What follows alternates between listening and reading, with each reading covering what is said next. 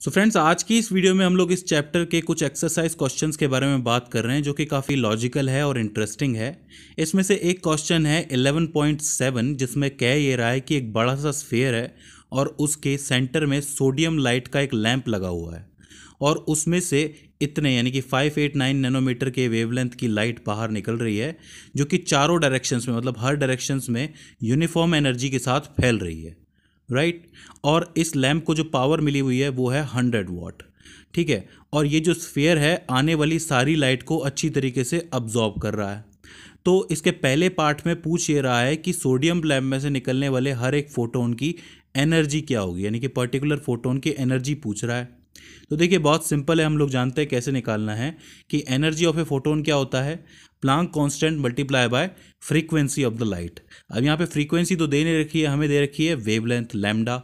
तो इस फ्रीक्वेंसी को हम लोग वेवलेंथ में चेंज कर देंगे, तो हम लोग लिखेंगे ई इज इक्वल्स टू में एच सी अपॉन में लैम्डा।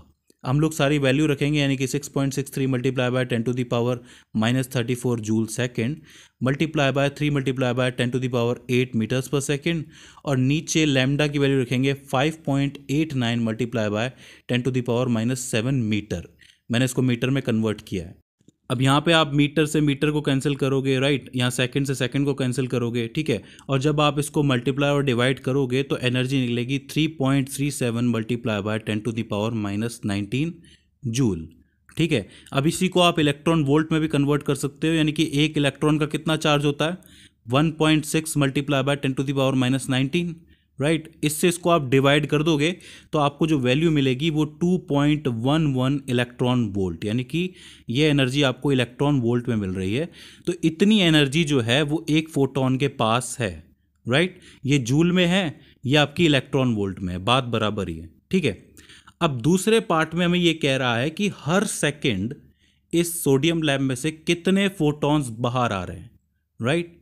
तो हम कैसे कैलकुलेट करेंगे, हम लोगों को पता है कि जो पावर होती है यानी कि पावर इज इक्वल्स टू में energy of a single photon multiply by number of photons, right. हमें क्या करना है, नंबर ऑफ फोटोन्स पर सेकंड निकालना है, ठीक है। तो नंबर ऑफ फोटोन्स पर सेकंड इज इक्वल्स टू में पावर अपॉन में एनर्जी।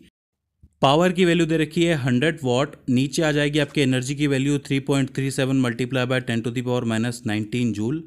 ये ऊपर आएगा 10⁻⁻19 जूल, ठीक है। और इसको जब आप सॉल्व करोगे तो वैल्यू निकल के आएगी आपके पास 2.9 multiply by 10⁻20 photons per second, यानी कि इस सोडियम लैंप में से हर सेकेंड इतने फोटॉन्स बाहर आएंगे और पर्टिकुलर फोटोन की जो एनर्जी होगी वो ये होगी।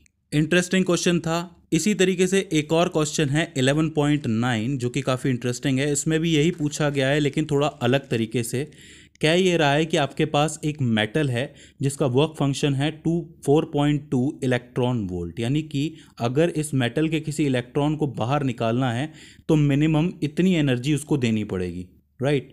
अब कह ये रहा है कि अगर मैं इसके ऊपर 330 नैनोमीटर की वेवलेंथ की लाइट इसके ऊपर मैं डालता हूँ तो क्या इलेक्ट्रॉन बाहर आ जाएगा, ये पूछ रहा है। तो देखिए इसका सिंपल सा लॉजिक ये है कि हमें ये जानना है कि इस वेवलेंथ की लाइट जब इस मेटल पे पड़ेगी तो इसके इलेक्ट्रॉन को कितनी एनर्जी मिलेगी। अगर वो एनर्जी इस 4.2 इलेक्ट्रॉन वोल्ट से ज़्यादा है तब तो इलेक्ट्रॉन बाहर आ जाएगा और कम है तो नहीं आ पाएगा। तो बेसिकली हमें ये जानना है कि इस वेवलेंथ वाली लाइट से इस इलेक्ट्रॉन को कितनी एनर्जी मिलेगी।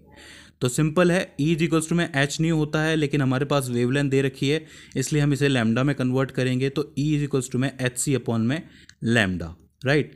तो हम वैल्यू रखेंगे 6.63 multiply bye 10⁻34 joule second multiply by speed of light upon में 3.30 मल्टीप्लाई बाय 10⁻7 मीटर। इसको मैंने नैनोमीटर से मीटर में चेंज किया है, राइट। तो जब आप इसको सॉल्व करोगे तो आपके सामने एनर्जी निकल के आएगी 6.02 मल्टीप्लाई बाय 10⁻19 जूल, ठीक है। इसको इलेक्ट्रॉन वोल्ट में कन्वर्ट करना है तो एक इलेक्ट्रॉन के चार्ज से इसको डिवाइड कर देंगे तो 6.02 मल्टीप्लाई बाय 10⁻19 जूल है अपॉन में 1.6 मल्टीप्लाई बाय 10⁻19 जूल। ये वाला पार्ट कैंसिल आउट हो जाएगा और इसको आप सॉल्व करोगे तो 3.76 इलेक्ट्रॉन वोल्ट निकल के आएगी। तो इतनी वेवलेंथ यानी कि 330 नैनोमीटर वाली वेवलेंथ लाइट देने पर इतनी एनर्जी मिलेगी इलेक्ट्रॉन को। तो क्या ये बाहर निकल पाएगा? ऑब्वियस सी बात है नहीं निकल पाएगा। क्यों नहीं निकल पाएगा? क्योंकि वर्क फंक्शन से कम है इसकी एनर्जी। तो आप लिख सकते हो आंसर में कि भाई ये जो इलेक्ट्रॉन है इतनी वेवलेंथ की लाइट डालने पर बाहर नहीं निकल पाएगा। तो इस तरीके से आप आसानी से ज़्यादा क्वेश्चंस को सॉल्व कर सकते हो। सो फ्रेंड्स, आई होप आपको न्यूमेरिकल और ज़्यादा सॉल्व करने आए होंगे और ये आपको समझ में आया होगा।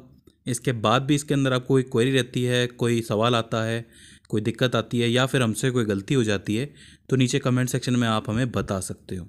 सो फ्रेंड्स, आज की इस वीडियो के अंदर बस इतना ही। See you in the next one.